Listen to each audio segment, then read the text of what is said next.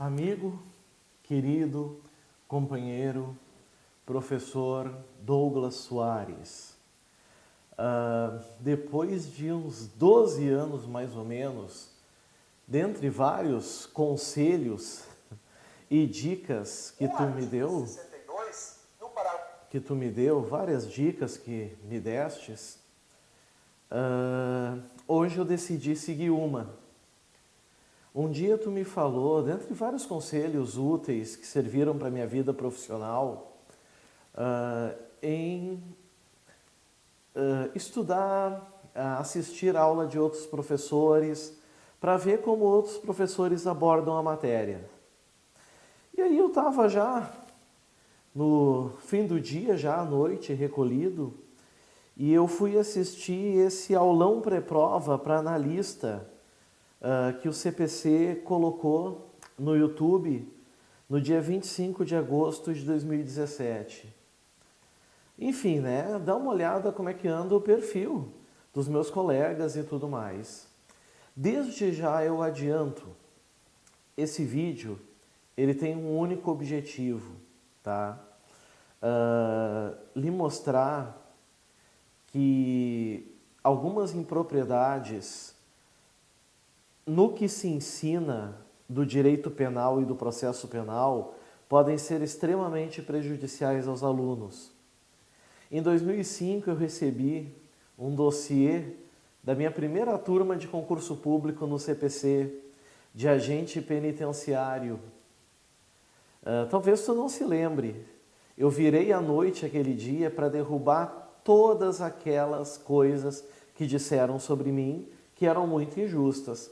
Talvez porque eu tinha 24 anos, talvez porque eu era ainda um guri, né? Eles acreditavam que eu não tinha capacidade para prepará-los para esse concurso.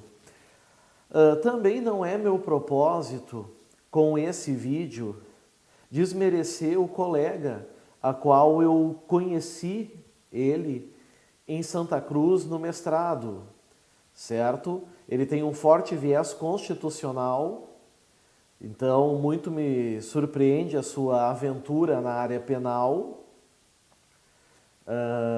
Enfim, então não é desmerecer, pelo contrário, eu tenho o maior respeito, carinho e consideração a todos os profissionais, entendo que ninguém é melhor do que ninguém, certo?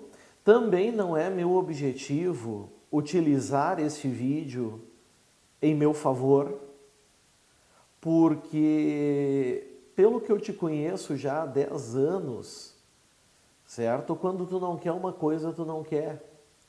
E mesmo que eu faça mágica e te prove que eu tenho plena aptidão de fazer com que o bom filho a casa torne, não vais querer. Porém, existe uma coisa muito maior que tudo isso, que é o legado. Esses dias eu vi tu falando sobre o curso que tu alavancou, o sucesso que ele é. Eu me sinto orgulhoso de fazer parte desse sucesso, pelo menos nesses 10 anos que ali eu estive. E qual é o nosso maior patrimônio? Eu digo como professor e no teu caso como empresário. São os alunos. São os alunos. Né? Douglas, ninguém é perfeito. As pessoas cometem erros, elas cometem falhas. A vida faz a gente amadurecer, certo? Eu estou hoje trabalhando em instituições bem diferentes do CPC, certo? Mas instituições que eu sou muito admirado, não só pelos alunos, mas pelos professores que vêm tirar dúvidas comigo, que para mim é uma grande alegria, embora eu não saiba mais do que eles. Então o objetivo aqui é apenas te alertar. Assim como, eu não sei se tu vai lembrar, em 2004, quando eu fui aluno do CPC, eu alertei a ti sobre um professor que em matéria penal e processual penal estava trabalhando, estava falando algumas impropriedades. Então eu decidi assistir na íntegra essa pré-prova do professor Mauro. Meu colega, como eu disse, é que tenho muito respeito e consideração. Só que eu decidi pontuar algumas coisas aqui que me surpreenderam. E eu te convido, se tu tiveres tempo, em algum momento, certo? A analisar isso comigo. E um dia conversar com ele ou pegar uma segunda opinião ou pegar essa obra do professor Norberto Avena, que tu tens aí também na cabeceira, nós recebemos, né? Pois ele é amigo de nós dois, que vai demonstrar que muita coisa que está sendo dita nesse pré-prova, se os alunos responderem na prova, eles vão errar. E eles vão botar a culpa na instituição. A culpa vai ser da instituição. Bom, em praticamente 1h40 de pré-prova, eu pontuei aqui só pelo menos as falhas piores, ao todo 27. Então tu pensa bem, Douglas, foram 27 falhas. 27 falhas onde eu anotei em cada momento onde ela aconteceu. A primeira delas foi, olha bem, se tu puder depois acompanhar aí no teu vídeo, tá? Quando tu estiver assistindo, aos 23 minutos e 8 segundos. Já adianto também, esse vídeo, ele é privado. Então ele está no YouTube, mas só tu consegue acessar, ninguém mais. Só quem sabe desse vídeo sou eu e tu. Apenas isso. Bom, eu não sei se tu vai conseguir ouvir o áudio, tá? Não sei, mas eu vou botar aqui e vou te explicar onde é que está a falha. Embora tu não seja da área penal ou processual, eu sei que tu é uma pessoa, enfim, que tem o bom senso e vai perceber o que está acontecendo, tá?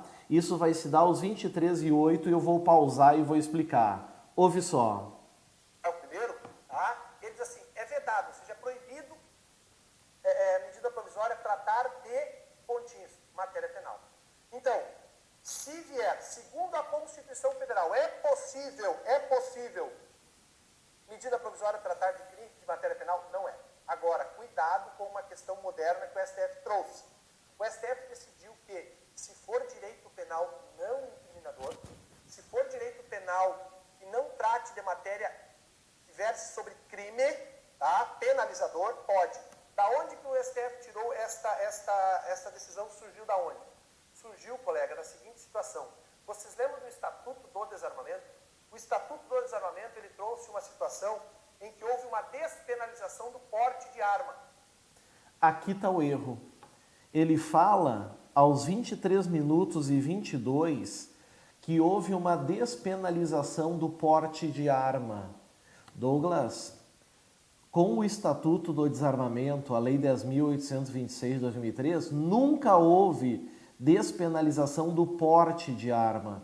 O que houve foi uma despenalização da posse, do registro, ou seja, quando surgiu o Estatuto do Desarmamento, abriu-se um prazo de 120 dias para que as pessoas pudessem entregar as suas armas sem que se dissem nesse crime. Então, uma coisa é a posse irregular, que é um crime mais simples. Outra é o porte ilegal. E o porte ilegal nunca houve despenalização. Até mesmo a lei anterior, 9437 de 97, já trazia, certo, a tipificação do porte ilegal de arma de fogo. Então, se vem uma questão trocando posse por porte e o aluno segue pelo pré-prova, ele vai errar. Então, aqui, tá, é a primeira grande falha que eu quis te trazer. A segunda está praticamente aos 37 minutos. Escuta comigo o que é dito aos 37 minutos. Olha só. Perfeito, pastor. Pastor Sérgio Reis, pastor e cantor. Pastor, o senhor não esqueça, só por favor, de ver que a reincidência, é importante o senhor lembrar ali, que a reincidência vige para ela o princípio da temporariedade. Nós só somos considerados reincidentes até 5 anos, tá? Do cumprimento da pena, tá? Ou do cumprimento da pena contando aí sursi o livramento condicional. Perfeito? Então, cuidado aqui. Eu sou o réu primário, depois eu sou o reincidente. Passado o período de 5 anos, que a doutrina chama, anota isso, período depurador dos 5 anos, eu passo a ser o quê? Passo a ser pessoa de maus antecedentes. Mauro, você maus antecedentes durante quanto tempo? Para toda a vida. Esse é um problema. Errado. Existe 2 situações, Douglas, aqui, tá? Que se o candidato for também pelo pré-prova, ele vai errar. Ou o sujeito é primário ou ele é reincidente. Não existe outra possibilidade. Ou é reincidente ou é primário. Quem é o reincidente? Reincidente é aquele que comete um novo crime depois de ter cometido um crime em 5 anos após o trânsito em julgado. Então ele cometeu um crime e transitou em julgado. Dentro de 5 anos ele comete um novo crime. Nesse caso ele é considerado reincidente. Certo? O que acontece? Se porventura passar esses 5 anos, ele tem maus antecedentes. Eles existem? Claro que existem. Só que quem tem maus antecedentes é primário. É primário e eu vou dizer mais. Hoje o nosso STF deixa muito claro, através do ministro Marco Aurélio, de que só tem maus antecedentes quem tem sentenças condenatórias até 5 anos da prática de um crime. Então, essa história de que a reincidência que os maus antecedentes é para toda a vida, tá errado. E se o aluno marcar isso na prova, ele vai errar também. Certo? Cuidado em relação a esse ponto. Esse é outro erro que está aos 37 minutos, então eu gostaria apenas de te deixar alertado. Temos um terceiro erro. O terceiro está aos 41 minutos. Aos 41 minutos e 40. 41 minutos e 40. Ouve isso. Cuidado, aí tem uma exceção sim, tá? É uma exceção importante, o Código Penal Militar que eu trabalho, ele traz esse efeito em qualquer situação. Mas o efeito do pátrio poder ali, deverá o juiz declarar sim, tá? Cuidado com isso. Reabilitação não ocorre em 2 anos. Gabriel, cuidado, Gabriel. Reabilitação não tem nada a ver com reincidência. Vamos de novo. Eu sou réu primário, se eu cometo um crime e sou condenado por esse crime, transitou em julgado, eu passo a ser reincidente. Por quanto tempo? 5 anos. Passados esses 5 anos, que é o chamado período depurador, eu passo a ser considerado de maus antecedentes. Isso é uma consequência pessoal sua para o direito penal. Se após 2 anos do cumprimento da pena, tu morar no Brasil, tiver certidões negativas de todas as justiças criminais, quais sejam criminal comum estadual, criminal comum federal, criminal especializada militar, criminal especializada eleitoral. Provar que mora no Brasil, tá? Que tem bons antecedentes no Brasil, contratas um advogado e ele te reabilita. Reabilitação é consequência na esfera civil. Aqui está o erro. Reabilitação é consequência na esfera criminal. Depois que o agente cumpre a pena, 2 anos depois ele constitui um advogado, certo? E ele se reabilita. Ou seja, ele não vai ter mais, ele não se considera reincidente, ele não tem maus antecedentes, certo? E tudo aquilo que aconteceu com ele fica sendo sigiloso e só os juízes podem consultar. Esse é o efeito da reincidência. Tanto que em concursos públicos, muitas vezes, certo? Exige-se como requisito para um exame de vida pregressa a reabilitação. Eu não sei onde o colega tirou que reabilitação é efeito civil. Não, é efeito penal, tanto que está previsto dentro do Código Penal brasileiro, certo? Ele é um efeito penal, previsto no Código Penal, não é efeito civil. Então tá fora aqui, essa é outra falha prevista que se marcar presença em prova, mais um erro que o candidato vai acabar cometendo. O outro está aos 42 minutos e 43. 42 e 43, onde ele fala sobre abolitio criminis. Dá uma olhadinha. Abolitio criminis, está perguntando na questão da lei penal no tempo aqui? Óbvio. No caso de abolitio criminis, não. Então, partindo daquele pressuposto, segundo o STF, é a VEC. Segundo a doutrina, o abolitio criminis precisaria até mesmo de uma revisão criminal. Olha só o que ele diz. Que se for pelo STF é a VEC, Vara de Execuções Criminais. Se for pela jurisprudência, seria por via de revisão criminal. O que é abolitio criminis? É quando surge uma nova lei que descriminaliza um fato anterior. O fato era crime e não é mais. Como, por exemplo, o adultério em 2005. Tá? O que acontece? Não é a doutrina, não é o STF, não é ninguém que diz que a VEC aplica. É a própria Lei 7.210. A LEP diz que no artigo 66 cabe ao juízo de execução aplicar a lei mais benéfica ou descriminalizar. Só que às vezes essa lei nova surge antes do sujeito ser condenado. Então, por exemplo, se surgir a lei que descriminaliza durante o inquérito, é o juiz de primeiro grau que vai arquivar. Se for, por exemplo, em fase de recurso, o tribunal vai aplicar abolitio criminis em apelação. Se for depois do trânsito em julgado, vai ser em sede de revisão criminal. E se for em execução penal, aí sim o juiz da VEC vai aplicar. Então, essa história de que para uns é VEC, para outro é revisão, não. Vai depender do momento em que surgir essa abolitio criminis, essa nova lei que descriminaliza a conduta. Então, isso induz a erro o candidato achando que ou é VEC ou é revisão, sendo que em alguns casos até o juiz de primeiro grau pode aplicar. Então, aqui eu também quero deixar bem claro esse ponto. Bom, a reabilitação já foi, certo? Aos 43h20, houve uma outra falha aqui. Eu já vou botar para te escutar. Espero que tu esteja ouvindo, depois eu vou ver. Diz assim. Fazendo a pergunta, a reabilitação dos maus antecedentes não pode ser pedida em 2 anos? Eu não entendi aqui, Gabriel, mas deixa eu entender. Refazendo a pergunta. A reabilitação dos maus antecedentes não pode ser pedida em 2 anos? A reabilitação dos maus antecedentes, não existe, infelizmente, não existe reabilitação dos maus antecedentes.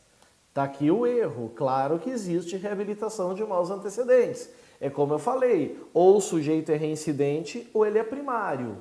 Se ele é primário, ele pode ter maus antecedentes. Mas se ele entrar com a reabilitação, certo? A sua ficha vai estar limpa. E só quem vai ter acesso são os juízes. Por esse motivo, também está errado esse ponto aqui. Certo? A próxima está nos 52 minutos e 30 segundos. 52 minutos e 30 segundos. Ouve isso. Ouve bem.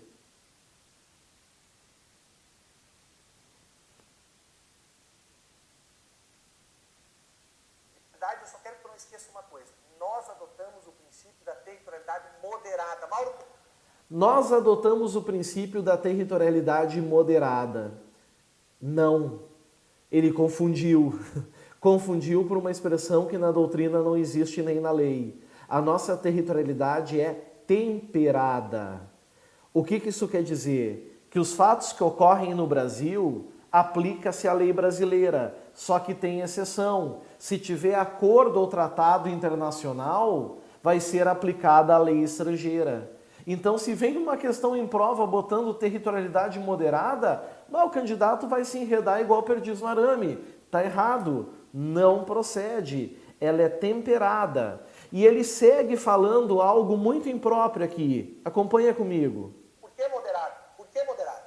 Porque nós, o Brasil, a República da qual nós fazemos parte, ela aceita internacionais, que convenções internacionais, que normas de direito internacional sejam aqui aplicadas. Por exemplo, todo crime praticado no Brasil está sujeito às leis, está sujeito à lei penal brasileira?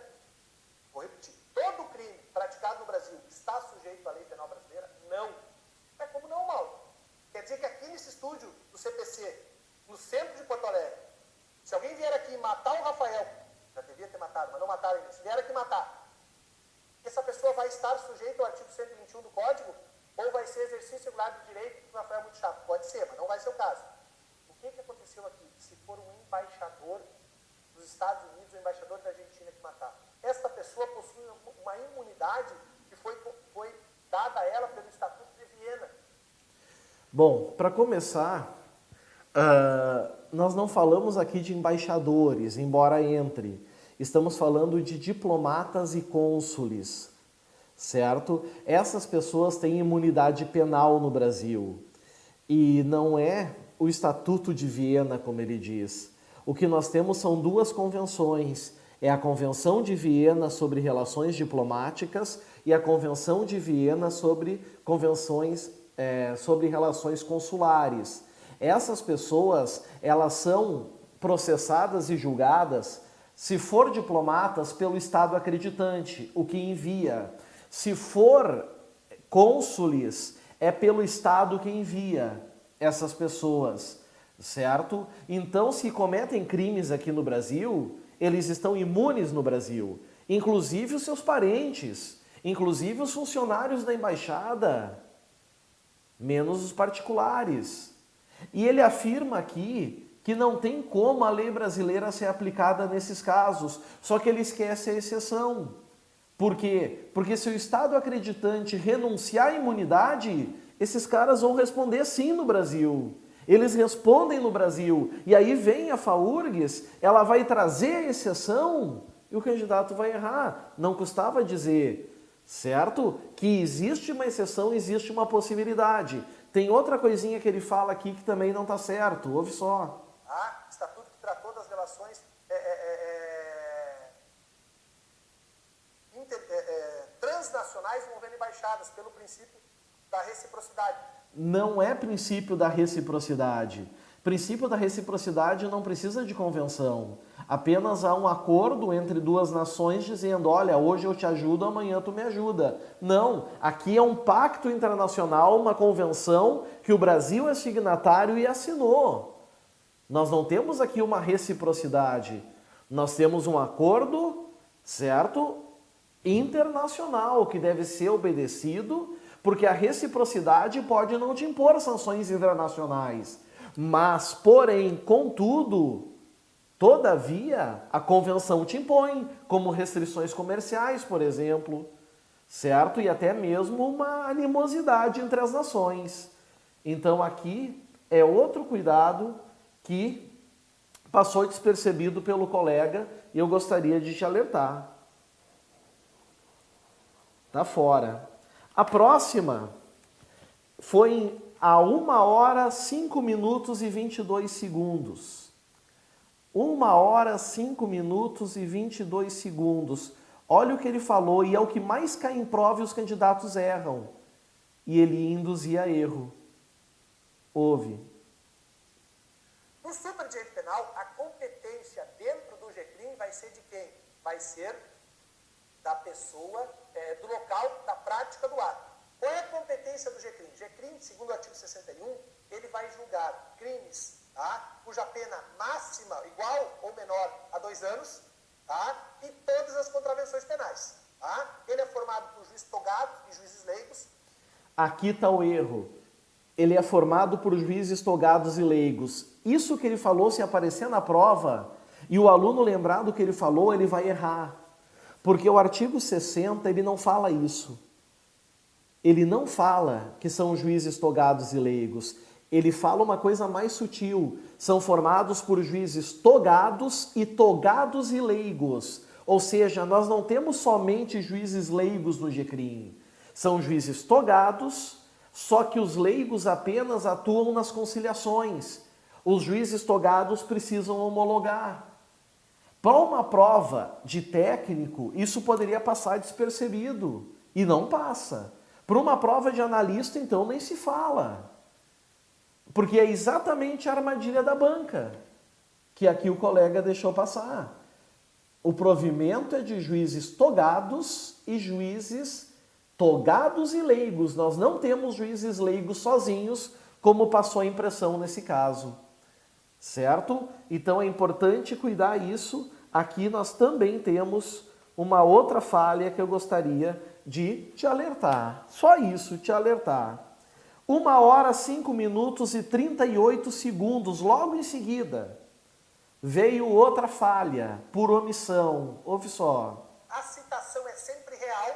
Se houver citação ficta, o processo é encaminhado ao juízo comum. Estamos bem? Existe hoje no GCRIM também, por força do arco, existe a composição civil nas ações penais privadas e a transação penal na ação penal pública. Errado. Passa a impressão que composição dos danos civis é ação penal privada e transação penal, ação penal pública. Não. A composição dos danos civis é ação penal privada e ação penal pública condicionada à representação. O aluno vai achar que é só ação penal privada. Vem na prova ação penal pública condicionada à representação, ele vai errar. Na ação penal privada, a transação penal é admitida em qualquer ação penal, pública incondicionada, condicionada à representação e ação penal privada. É nos 3. Então aqui nós temos uma outra impropriedade por omissão, certo? Não sei se por esquecimento ou por realmente não ter se aprofundado no tema do GCRIM. Então tá fora.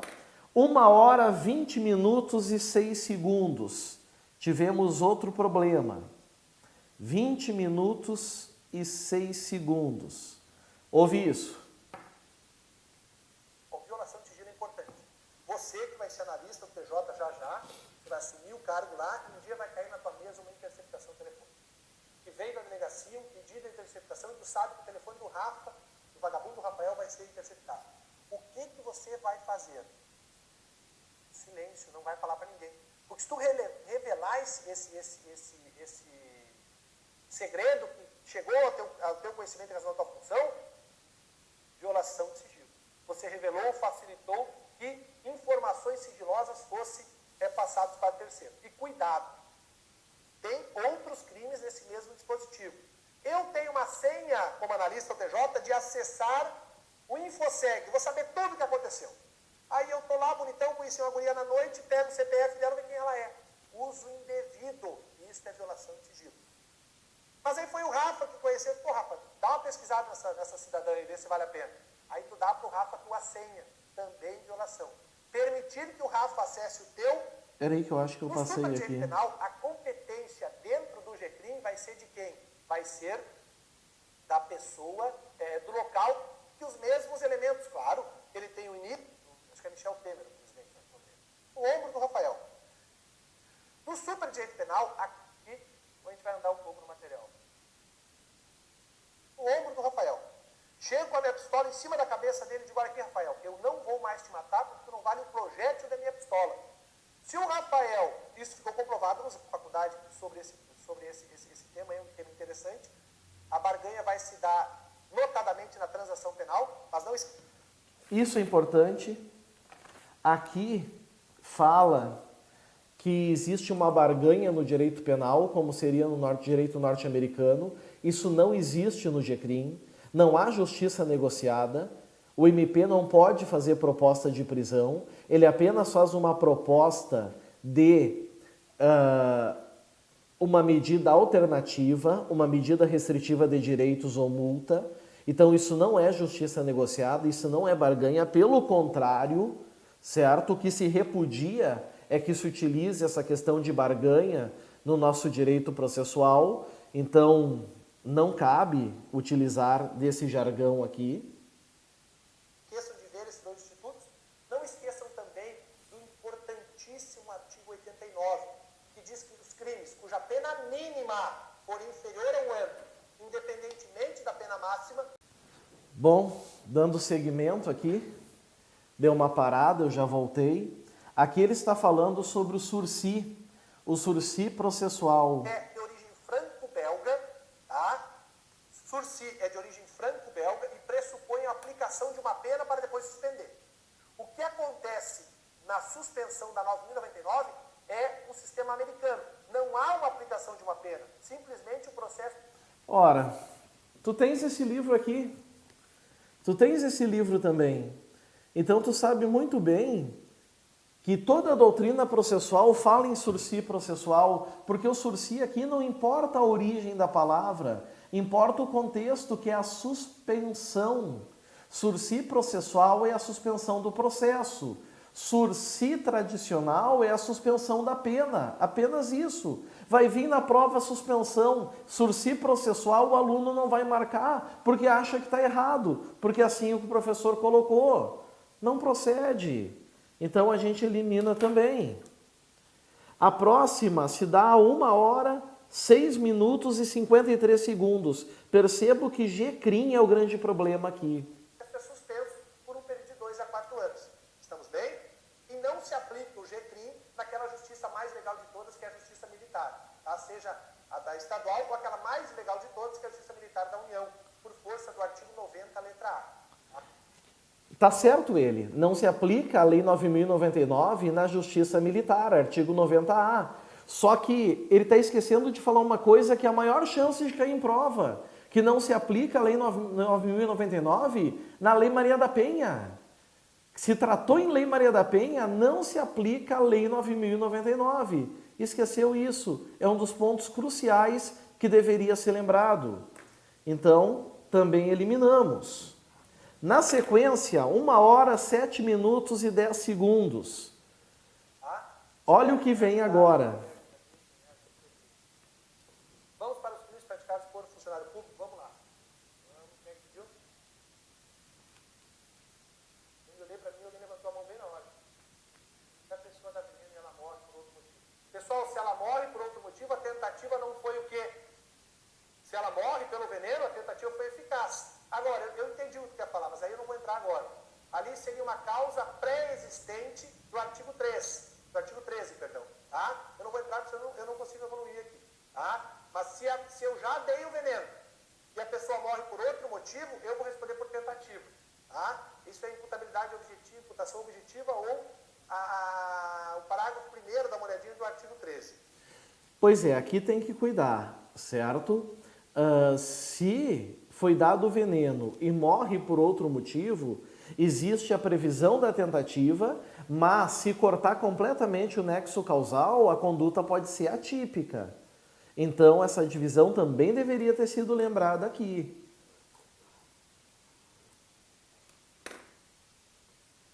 Uma hora, 10 minutos e 28 segundos.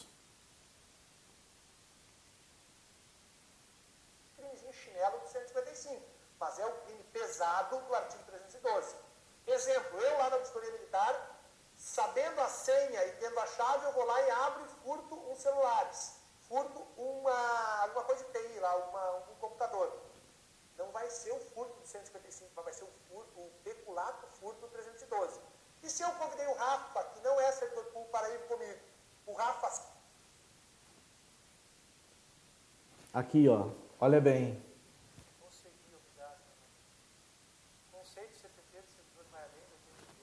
Sim, não, para o CPP vai muito além, pastor, muito além, tá? O conceito não é do CPP, o conceito é do CP, é do Código Penal Brasileiro. Vamos lá. Pessoal, olha só, eu fiz uma tabelinha aqui, eu acho que vai ficar legal da gente trabalhar rapidamente, tá? Vamos falar um pouquinho de peculato. Quantos peculatos eu tenho uma hora de lado no Código Penal? Peculato nós temos 5. Eu terei o peculato furto, a peculato apropriação, desvio, eletrônico e estelionato. O peculato apropriação e o peculato desvio estão no caput do artigo 312. É o funcionário público que tem posse de um valor ou bem e ele subtrai. Ele desvia ou ele se apropria. Cuidado, todavia, tá, com o parágrafo único. Diz que eu posso... Não é parágrafo único, é parágrafo 1º, que é o que nós chamamos de peculato impróprio, chamado de peculato furto.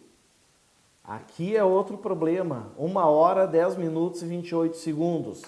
O pior vai vir agora. Olha só. Não ter a posse.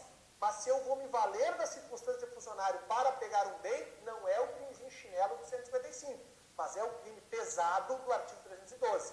Exemplo, eu lá na auditoria militar, sabendo no parágrafo 2º, salvo engano, 2º ou terceiro. Não é o terceiro, é o parágrafo 2º. Terceiro, do artigo. É o 2º. O 312, é o 327.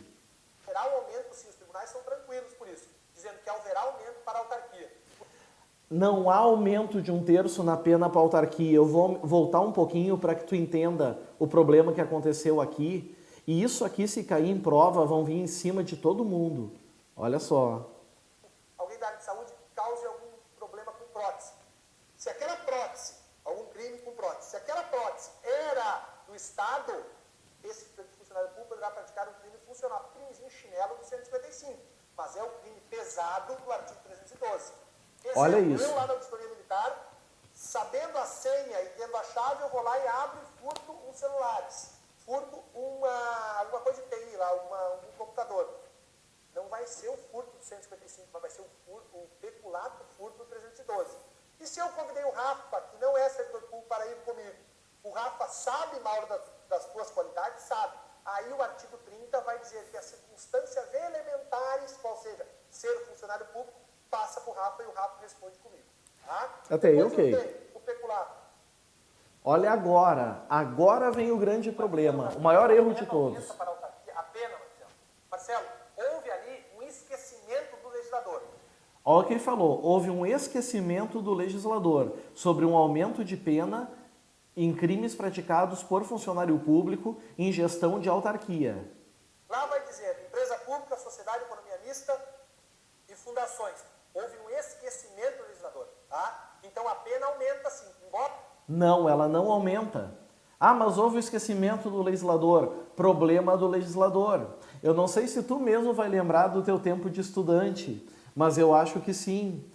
Que a gente lembra que só se emprega a analogia in bonam partem, ou seja, para beneficiar o réu. Então, se não tem um aumento de pena previsto em lei para uma determinada pessoa, eu não posso, por analogia, aplicar a ela.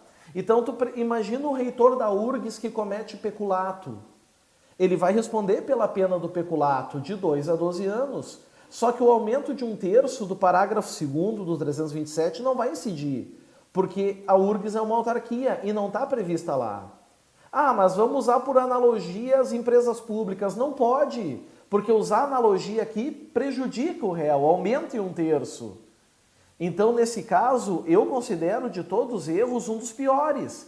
Porque se vem em prova, os candidatos vão marcar, isso aqui marca, isso aqui vai ficar bem gravado, marcado na paleta. É um dos piores erros, isso ocorreu a 1h, 13 minutos. Já foi.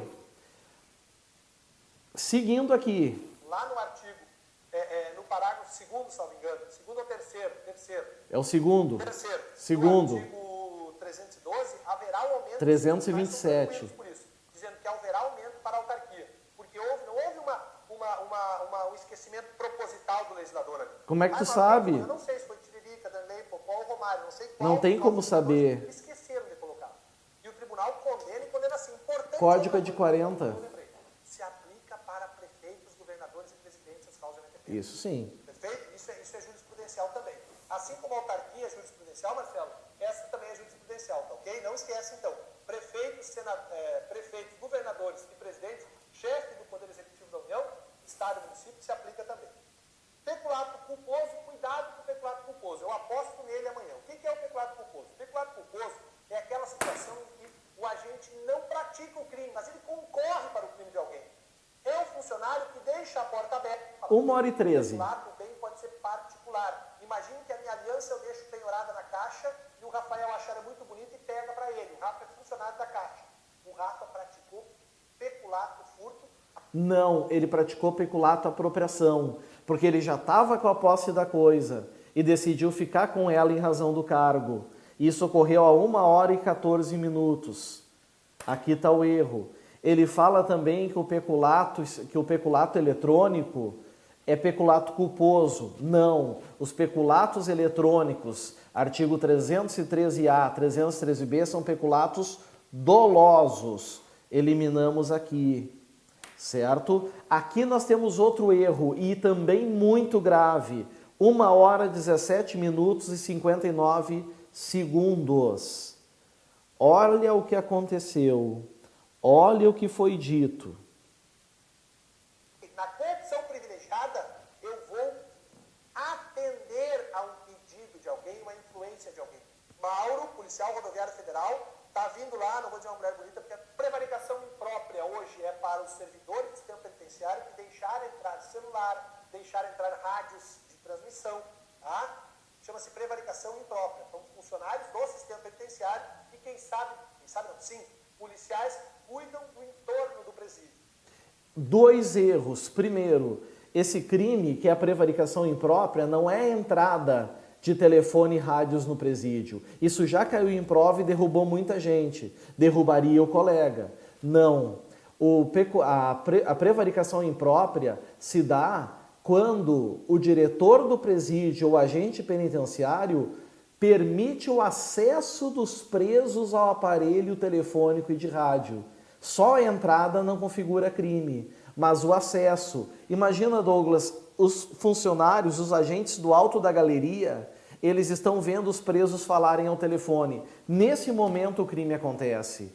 Mas o colega passa a impressão de que só pode ocorrer em presídio. Não! Imagina agentes penitenciários dentro do veículo da SUSEP, levando os presos até o fórum, onde eles vão ser interrogados. Se um desses agentes permitiu acesso ao telefone, o crime está configurado também. Então são informações importantes que comprometem a explicação se não forem dadas. E poderiam muito bem ser dadas. Acredito eu que houve um desconhecimento ou um esquecimento aqui.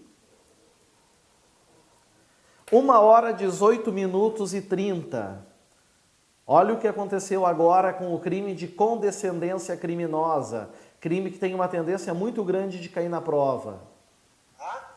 Cuidado com a condescendência criminosa. Se Deus quiser, você que amanhã vai passar na prova vai ser chefe daqui a uns dias. Sendo chefe, você terá o ônus legal. O bônus, qual é o bônus? Faz-me rir. O dinheiro. Vai melhorar de carro, vai melhorar de moto, enfim, vai estar melhor que os outros. Ai, mano, que bom, tá melhor não. Tem um ônus. Que ônus é punir teu amigo, punir o teu colega de serviço. Ah, mas eu tenho que punir o teu amigo e punir o teu colega de serviço não é condescendência criminosa. Condescendência criminosa é o superior hierárquico que, por indulgência, não pune o subordinado que cometeu infração no exercício do cargo. Ou então, se não é competente ele, que não comunique quem seja. Nada de amigo e colega. Isso aí vai lá para a questão estatutária, mas não para a questão do Código Penal. Então passa a impressão de que se um colega, funcionário público, não comunicar ao superior que um outro colega cometeu infração é condescendência criminosa. Não é. É um crime que só pode ser cometido de superior para subordinado. Então, isso a 1h18min e 30 também gerou problema. 1h19min. Olha o que aconteceu. Se tu não punir, tu vai incidir no crime de condescendência criminosa. Como assim? Se tu por criminosa, crime este, tá? Que poderá ocorrer em duas formas. Ou tu deixa de punir, tu podendo punir, ou você não pode punir, deixa de comunicar ao superior. Crime de condescendência criminosa. Tá? Violência arbitrária, cuidado, porque segundo a melhor doutrina está revogado pela lei de abuso de autoridade, a lei 4898. Absurdo dizer isso. Para a melhor doutrina está revogado pela lei 4898. Se nas alternativas aparecer violência arbitrária, a título de FAURGS, o candidato tem que marcar. Por quê? Porque isso não é pacífico. Existe o abuso de poder e existe a violência arbitrária. E o tipo penal ainda existe, está lá e está no conteúdo programático. Se tu for olhar, confere o conteúdo programático, tá lá o artigo 322 do Código Penal Brasileiro. Então aqui também eu entendo que era importante cuidar, principalmente porque a banca é a FAURGS. 1h, 22 minutos e 19. Olha o que aconteceu.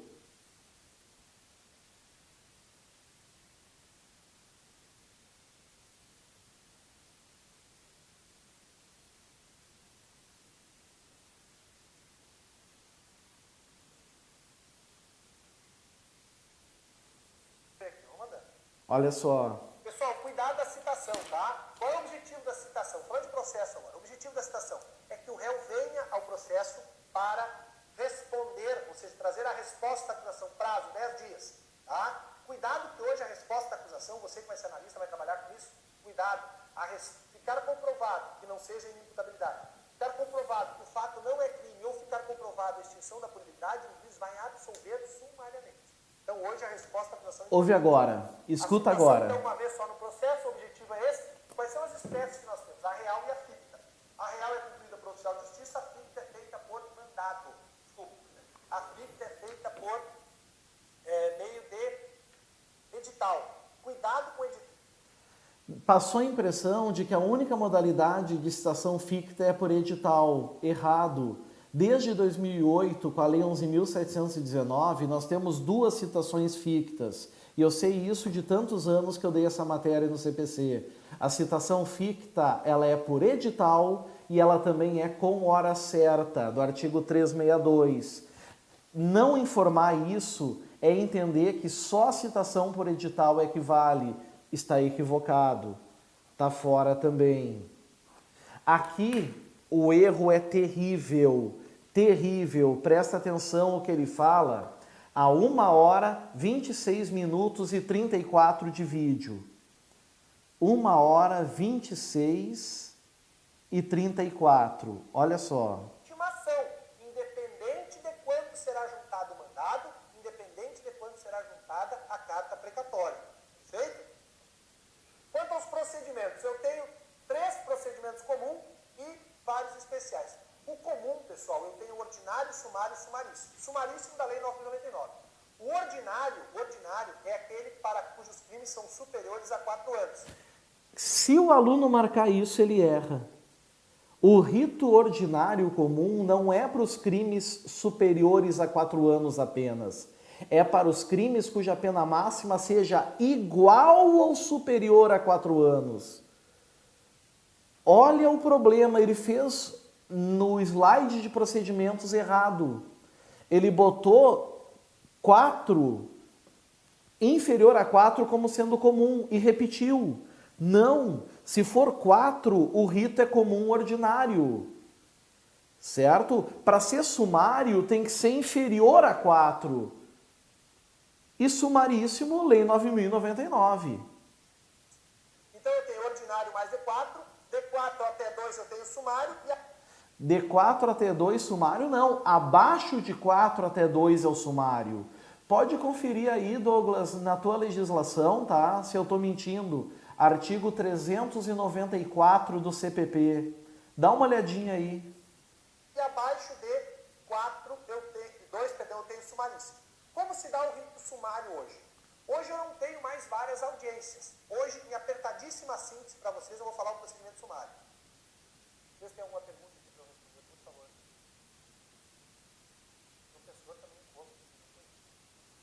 Olha só, estamos chegando no fim.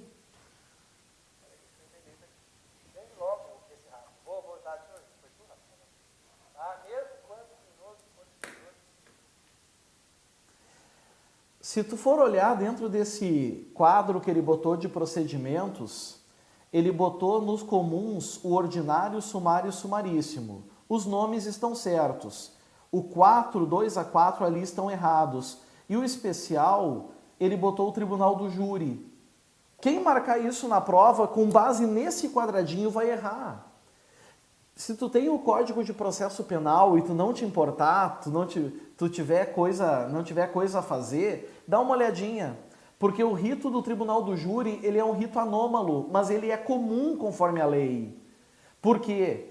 Porque o capítulo 1 é o da instrução criminal, é o rito comum ordinário. E o capítulo 2 é o do tribunal do júri. Só que os dois estão no título 1, que é do processo comum. Então, o tribunal do júri é comum, não é especial.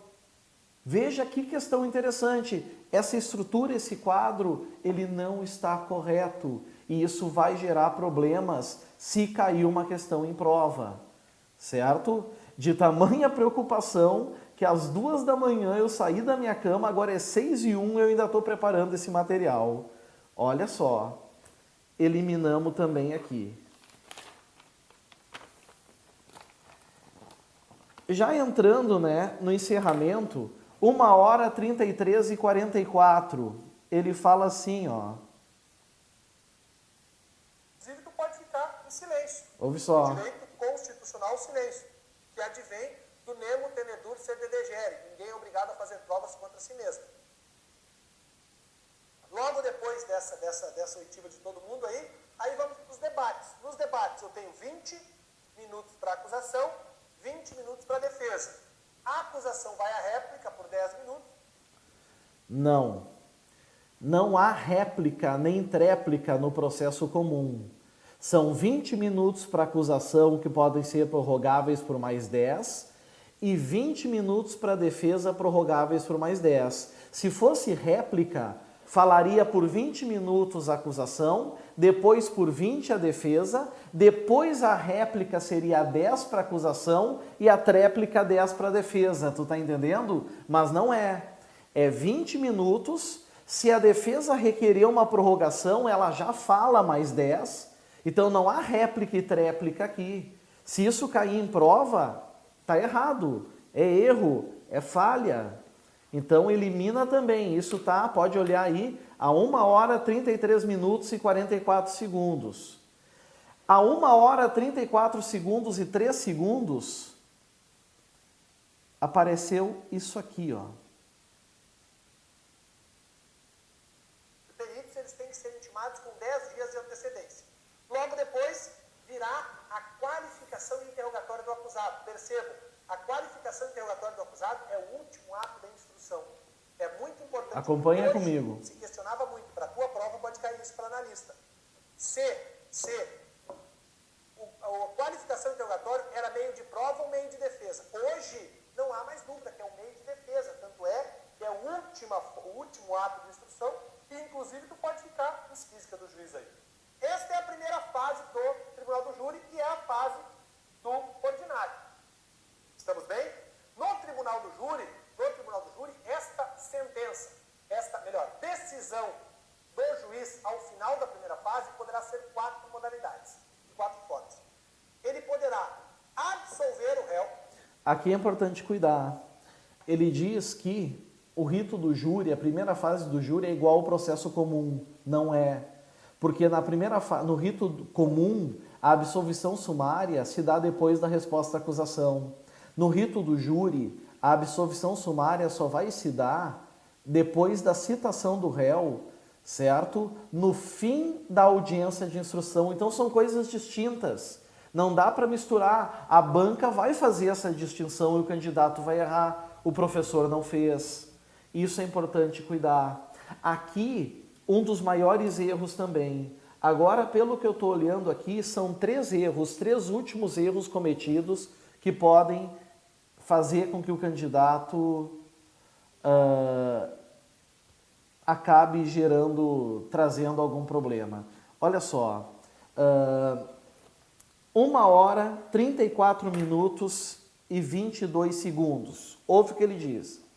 Ele poderá impronunciar. Se Mauro cometeu ou não cometeu um crime doloso contra a vida. E neste momento eu não vou submeter o Mauro à pronúncia, a júri. Errado. Isso aí até os estudantes de direito sabem, que no júri o princípio é indubio pro societate. Se o juiz tem dúvidas se pronuncia ou impronuncia, ele faz como Pilatos, ele lava as mãos e entrega para o povo. E é o povo quem vai julgar ele, certo? Na dúvida, ele vai mandar sim a júri, porque aí o juiz vai preferir que os jurados decidam. a culpa ou a inocência do réu. Aqui foi um dos piores erros colocados nesse pré-prova. Espero, Deus, que muitos alunos não se dê conta disso, certo? O penúltimo, 1h, 40 minutos e 13 segundos.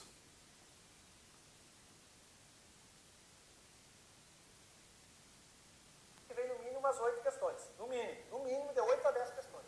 Tá? Júri, previsão constitucional, sim, já falei. Tem uma pergunta, 8, já respondi. Sim, são 8 por fato. Obrigado, quem me ajudou, Marcelo Gaspareto, obrigado. A mais ainda já não é possível. Não, é que o júri, cuidado, o júri ele atrai. Dá uma olhadinha depois no artigo 70 e seguintes do CPP, nos critérios de fixação de competência. O júri atrai tudo para ele. O júri atrai tudo para ele. Cuidado, nem sempre. Por exemplo, se um juiz cometeu um crime doloso contra a vida, ele não vai ser julgado pelo tribunal do júri, ele vai ser julgado pelo TRF, porque no conflito entre o júri e o foro privilegiado, vai prevalecer o foro privilegiado. E o colega não passou essa informação. Vai passar a ideia de que qualquer situação conexa, o júri vai julgar. Não é verdade. Mas, se a prerrogativa de função estiver marcada só na Constituição Estadual, aí sim, dessa forma, o júri vai prevalecer. Então, cuida, nem sempre nós vamos ter o júri atraindo tudo. Se o réu tiver foro privilegiado, prevalece o foro privilegiado. E por fim, 1h, 46 minutos e 7 segundos. O último e crasso erro.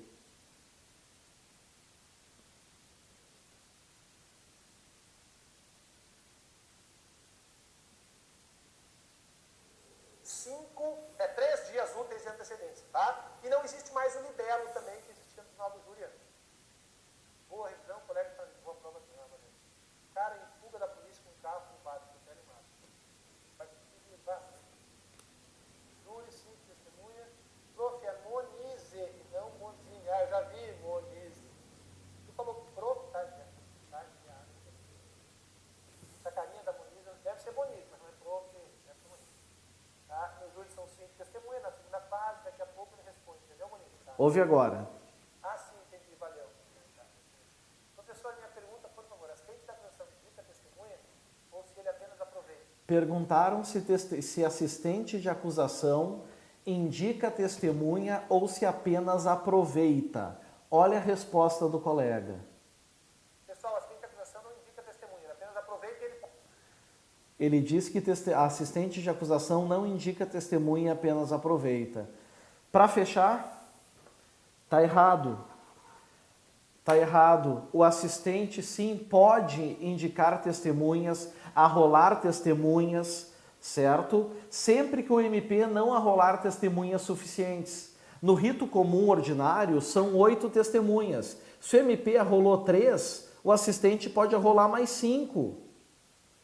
Então é importante cuidar esses detalhezinhos, parece ser umas bobagenzinhas, mas ao todo foram 23 impropriedades que, se marcar presença em prova, talvez não venha em cima do professor, venha em cima do curso. Meu amigo Douglas, eu estou mandando esses vídeos para ti com todo o respeito do mundo, com todo o carinho. É óbvio que tu vai olhar, não sei o que tu vai fazer com esses vídeos, entendeu? Não sei se tu vai me achar antiético por estar te informando isso, mas já te informo, não tenho interesse nenhum com isso. Apenas tive curiosidade de assistir o vídeo, ver como as coisas estão acontecendo, como os professores estão explanando, e algumas coisas me surpreenderam. Principalmente ao ver que talvez eu não estava assistindo a aula de colegas, mas colegas estavam assistindo as minhas. Porque se tu for comparar com os teus arquivos, tu vai ver que os exemplos são os mesmos, só que as mudanças que o professor utilizou nas suas convicções, certo? Muitas estavam completamente erradas, equivocadas. Então, espero que tenha sido útil apenas a tipo de alerta para ti. Isso mesmo, então a questão aqui agora então é só me despedir. Fica com Deus, espero que tu tenha compreendido qual era a ideia desses vídeos que eu fiz. E um grande abraço, certo? Que os alunos tenham uma boa prova e vamos nos falando. Valeu!